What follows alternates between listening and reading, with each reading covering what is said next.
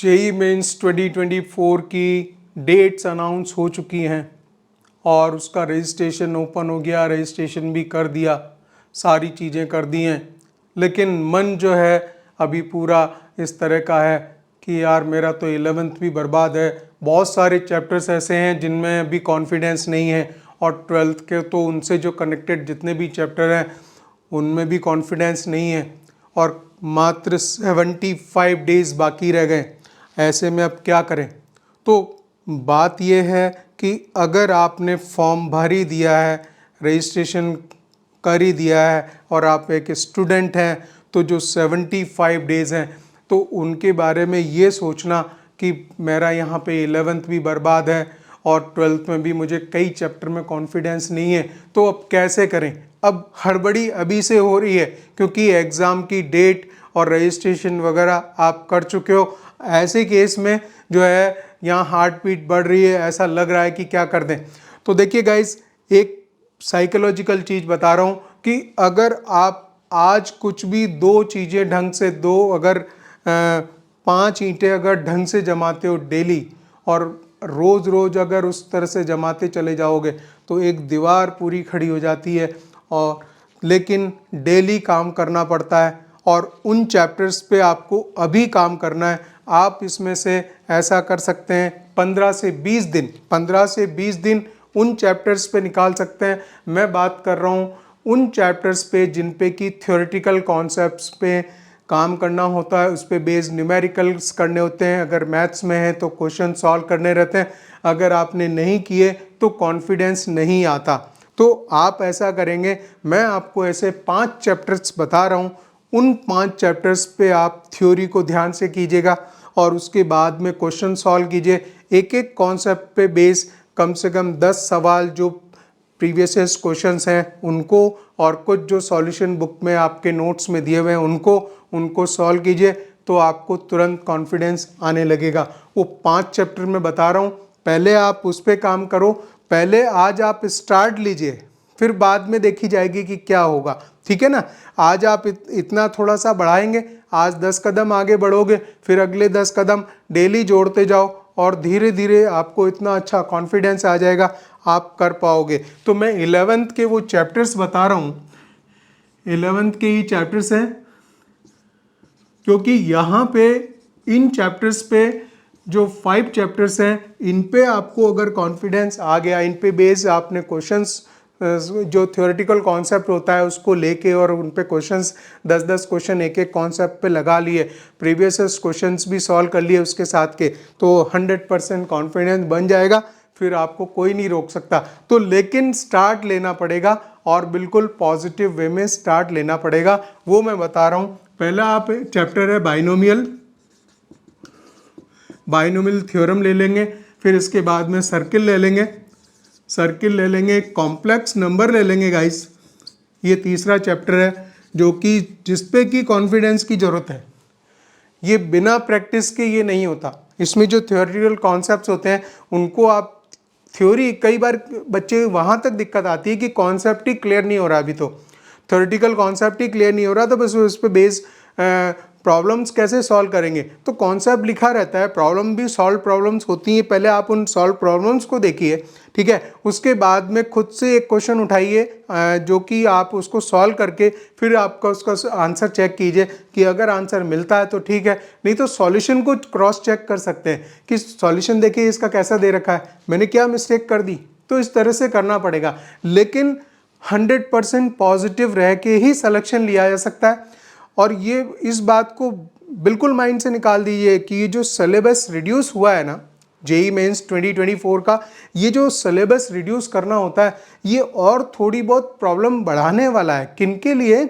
जो बहुत अच्छी जिनकी तैयारी है उनको दिक्कत नहीं आएगी, ठीक है ना, लेकिन जो एवरेज स्टूडेंट हैं और बिलो एवरेज हैं वहाँ पे बहुत ज़्यादा प्रॉब्लम बढ़ने वाली है। क्योंकि ये जो चीज़ें हैं, क्योंकि बिल्कुल जो क्रीम स्टूडेंट है वो तो कर चुका है, सारी चीज़ें कर चुका है, अब उसको एक आध दो चीज़ें छोड़नी पड़ेंगी तो कोई दिक्कत नहीं है, उनकी प्रैक्टिस वो कम करेगा, ठीक है।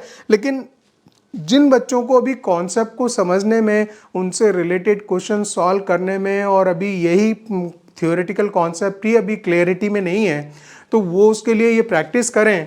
मैं 5 चैप्टर बता दे रहा हूँ। बाइनोमियल थ्योरम आप देख लेना, बिल्कुल बिल्कुल करनी है। सर्किल जो है, सर्किल में बहुत सारे कॉन्सेप्ट्स हैं, तो वो सारे आप क्लियर कर दीजिए। और कॉम्प्लेक्स नंबर आ गया। इसके बाद में आता है जो थोड़ा टफ पड़ता है, परम्यूटेशन एंड कॉम्बिनेशन, ठीक है ना। परम्यूटेशन एंड कॉम्बिनेशन, ये ऐसा चैप्टर है, अगर इसमें 100% कॉन्फिडेंस नहीं है, इसमें 100% कॉन्फिडेंस की ज़रूरत होती है। ये पूरा पूरा बिना कॉन्सेप्ट को 100% किए ये इसके क्वेश्चन सॉल्व नहीं होते एग्जाम में। मैं ये आपको प्रैक्टिकल बात बता रहा हूँ। जैसे ही आप एग्जाम में क्वेश्चन अटेम्प्ट करने जाएंगे ना, और अगर आपका 100% कॉन्फिडेंस नहीं है, तो परम्यूटेशन एंड कॉम्बिनेशन से क्वेश्चन सॉल्व ही नहीं होगा आपको। वहाँ बिल्कुल फंसोगे आप 100%, क्योंकि वहाँ पे एजम्पशन लगाना, वो आइडिया लगाना बिल्कुल पॉसिबल नहीं हो पाता, ठीक है। परम्यूटेशन कॉम्बिनेशन बिल्कुल 100% क्लियरिटी मांगता है, तभी काम बनता है।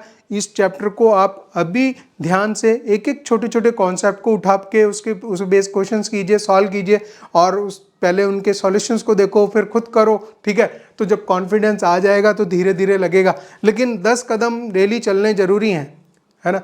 ये मत सोचना कि 11th बर्बाद है क्या है। मैं तो कह रहा हूँ हर स्टूडेंट कर सकता है, खाली एक ही चीज़ की ज़रूरत है, कॉन्फिडेंस। आपको मन में जो है नेगेटिविटी आपके है ही नहीं, तो आपको कोई नहीं हरा सकता।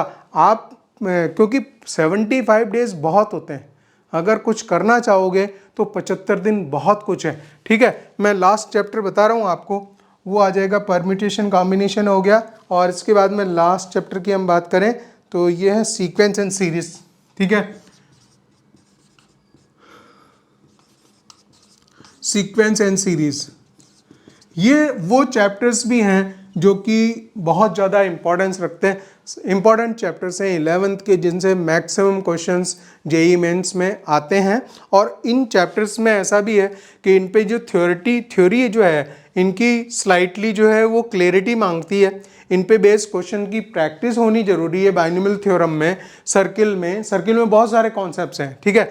इसके बाद कॉम्प्लेक्स नंबर में तो बहुत ज़्यादा ही है, ठीक है। तो वो सारी चीज़ें क्लियर होनी चाहिए। परम्यूटेशन कॉम्बिनेशन थोड़ा हैवी टॉपिक पड़ता है, और अगर ये क्लियर नहीं है आपका, आप बोल रहे हो कि हमारे 11th में कुछ भी नहीं हुआ, तो फिर आपको ये भी छोड़ना पड़ेगा। और साथ ही साथ मैं बता रहा हूँ गाइस, प्रोबेबिलिटी भी छोड़नी पड़ेगी, ठीक है। अगर पीएनसी नहीं हुआ तो प्रोबेबिलिटी तो बिल्कुल छोड़ देना पड़ेगा।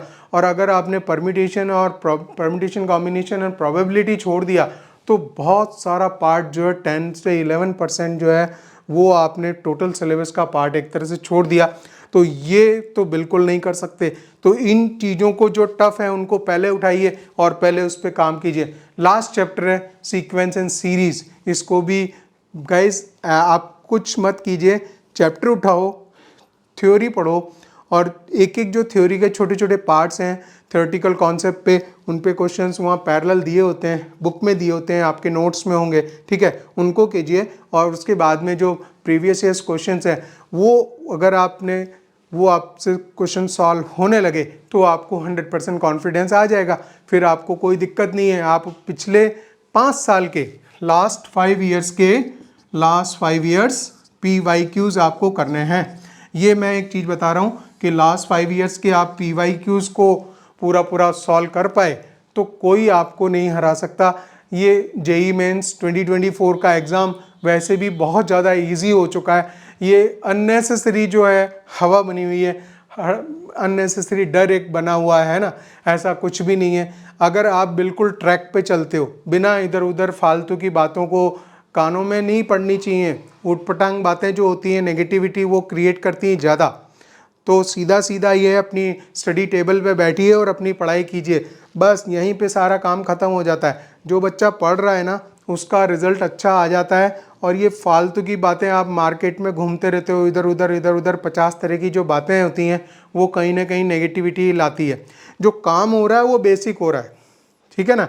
अगर एक क्रिकेटर खेल रहा है ना, बैट्समैन, और वहाँ आप सोचो कि एक क्रिकेट ग्राउंड में अगर इतने सारे लोग दर्शक भी देख रहे हैं, 80,000 दर्शक भरे पड़े हैं, तो अगर थोड़ा भी उसके माइंड में स्लाइट भी अगर कुछ डर या वैसी बात होती है ना, तो आप जो भी बच्चे क्रिकेट खेले हैं उनको पता होगा कि 1 सेकंड फिर गेम खत्म हो जाता है, बॉल सटाक से उड़ा देती है विकेट, ठीक है ना। तो वहाँ बहुत अच्छे लेवल पे कॉन्फिडेंस चाहिए होता है, तब कहीं जाके वो क्रिकेट चल पाता है। नहीं तो बॉल 1 सेकंड में कब की कब उड़ गया, कब विकेट उड़ जाते हैं पता नहीं लगता, ठीक है ना। तो वो कॉन्फिडेंस चाहिए, उस कॉन्फिडेंस के साथ आप काम करते जाओ और फिर कोई नहीं आपको हरा सकता, क्योंकि आपने बेसिक पकड़ लिया है। बेसिक क्या है? डेली प्रैक्टिस प्रैक्टिस करते जा रहे हैं। ध्यान रखिए 75 डेज में से पहले जो आपके 15 दिन है वो आपको तो फिजिक्स और मैथ्स पे देने हैं। मैथ्स में तो बिना प्रैक्टिस के आप बढ़ ही नहीं सकते आगे, और जितने क्वेश्चन प्रैक्टिस करोगे, इसका एक और तरीका है। एक और तरीका ये है कि एक कोई कॉन्सेप्ट जो आपको बिल्कुल अभी जीरो लेवल पे है, उस कॉन्सेप्ट को पढ़ के और उस पर जितने पॉसिबल हो, टाइम थोड़ा सा ज़्यादा लग जाएगा, लेकिन उसको 100% क्लियर करके और उस पर सारे क्वेश्चन सॉल्व कर डालो। फिर आपको एक चीज़ की क्लैरिटी आ जाएगी माइंड में कि यार अगर मैं पूरा पूरा करूँगा सॉल्व तो ऐसी बात नहीं है, कॉन्सेप्ट क्लियर होता है और उस पर सारे क्वेश्चन सॉल्व किए जा सकते हैं। और जब ये कॉन्फिडेंस एक बार बन जाएगा, फिर आप सारी चीज़ें करने लग जाओगे।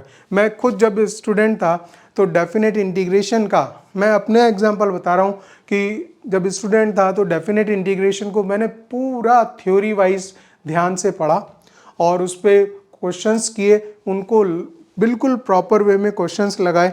तो वो जो कॉन्फिडेंस है आज भी बना हुआ है, क्योंकि उस चैप्टर को मैंने पूरा कहीं से छोड़ा नहीं था, 100% क्लियर कर दिया था, उस पर टाइम दिया था, ठीक है। तो इस वजह से वो चैप्टर कंप्लीट हुआ। तो इस तरह से कॉन्फिडेंस लेना होता है। कभी भी नेगेटिविटी या ये सोचना कि मेरा नहीं होगा, ऐसा तो है ही नहीं कि अगर कोई प्रयास करे और सफलता उसको नहीं मिले, ठीक है। हम अपनी बातें यहीं ख़त्म करते हैं। ऑल द बेस्ट, आप अपनी तैयारी में लग जाइए।